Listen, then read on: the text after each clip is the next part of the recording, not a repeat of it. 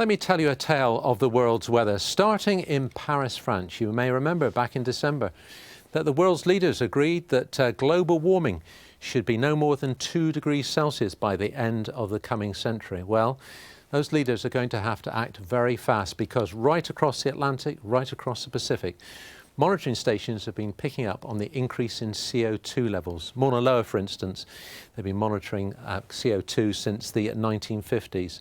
But it's not just here, it's all across the globe. Carbon dioxide levels are above 400 parts per million. And this is having a massive effect on world weather. It doesn't matter where you are across the planet, everywhere is being affected.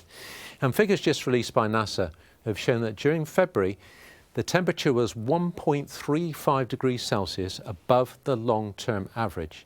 Now, some people say, yes, it's bound to be warm because we've got an El Niño, which is fair enough.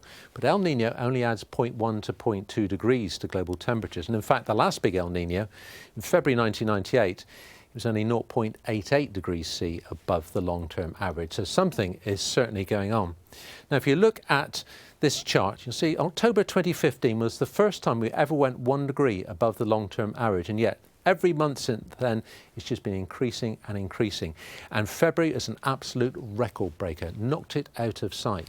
One of the most significant places where this warming took place was up in the Arctic oceans, all the way across Alaska, through Russia, with the eastern parts of Europe. We have seen incredible temperature changes.